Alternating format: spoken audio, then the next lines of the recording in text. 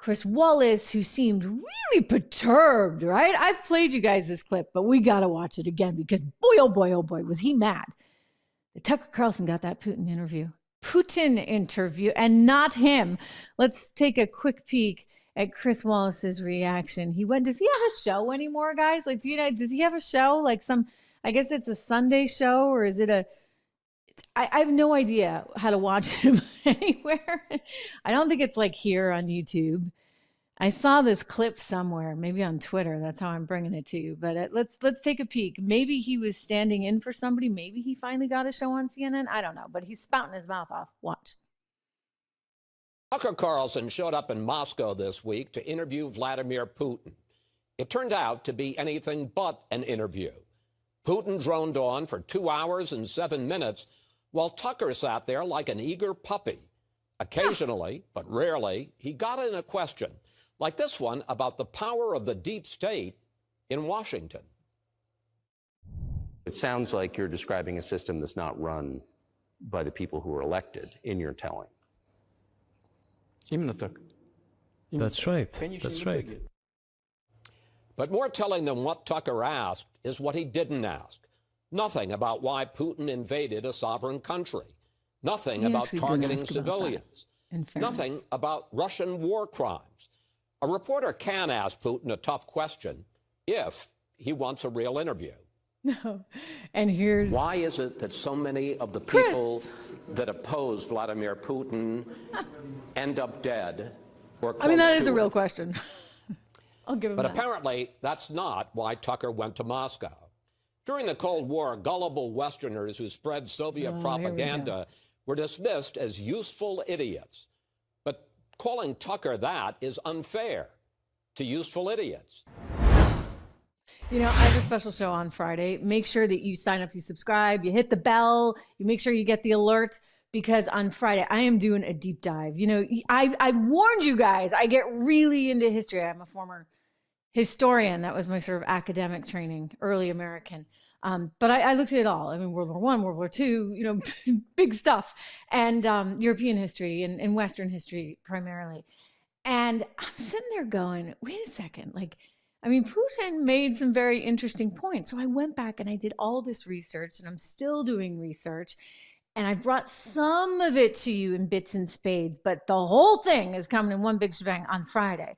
And we're going to go back and we're going to look at original documents. We're going to look at what the people that were involved in the original negotiations, all the chatter about NATO and whether it should expand or not, what was really happening in real time, because they're totally gaslighting us. They're sitting there saying, oh, you know what?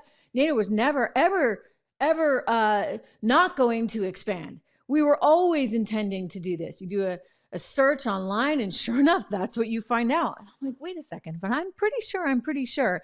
Well, never doubt yourself, because when you go back and you read the primary source materials, you find that Cheney, you find that Clinton, some really interesting characters in there, had a big hand with us encouraging NATO to expand, and encroach on Russia, despite the fact that people that had originally negotiated the deal were like, don't do this.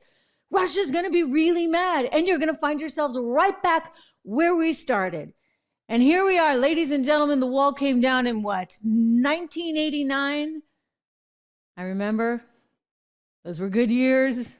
My hair was a little big, and I had a little too much fluorescence on.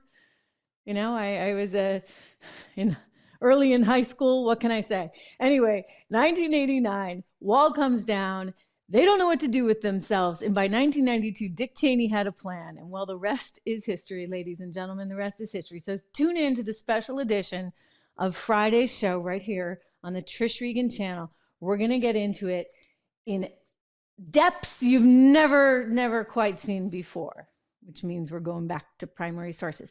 Anyway, so, obviously, Chris Wallace has a problem with Tucker. That's pretty obvious. But I think the feeling is pretty mutual. Here's an excerpt from an interview that Donald Trump did with Tucker Carlson. Chris Wallace's name comes up, and Tucker let a few things kind of just slide out. We had to bleep some stuff. What? When I debated him, I said, how come, and this was in front of probably not a friend of yours, Chris Wallace. He was the moderator. Not a friend. I said, why is it he wants to be Mike, but he doesn't have the talent? It's one of the Little man. He wanted to be his father, but he didn't have the talent of his father was great. His father, Little fussy man. His father interviewed me in 60 Minutes. All right, you know what? I don't know Chris Wallace that well.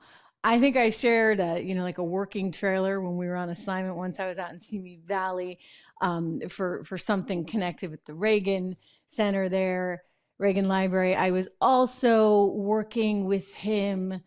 Let me think. Oh, once on an airplane. I remember they had like a private plane, but not like a private elegant jet or anything. We must have been going from one of the Republican debates that I had moderated. So they were transporting a bunch of us reporters and producers in this giant plane, like 200 of us. So that's why I'm like, I don't get any ideas. It wasn't like a posh private plane, I wish. And so we're all in this plane. Chris gets really mad because one of my producers was playing some sound bites on his laptop computer, sound bites. He was listening to an interview and playing it and trying to cut it. And he just got so mad and he really snapped at him. And I was like, oh, wow. And then, there's that time at the Reagan Center again, like he was very on edge a lot. I think he had a lot of pressure on him, but I always forgave him because I once was covering the State of the Union and I had brought one of my children with me and she was in the tent in DC and I thought, oh, this is going to go so badly because this is Chris Wallace. And clearly, my producer's playing a soundbite, producers are running in and out of the trailer at the Reagan Library and he's not happy. I'm like, oh my goodness, this is not going to go well. Oh, honey, please be on your best behavior. And I will say this to him, he was wonderful and he was really great. And he was very sweet to her. He's like, hey, do you like candy? And like showed her the whole buffet. And I'm like, wait a second, like, who is this guy? So I can't look, he's got his shtick, Tucker has his.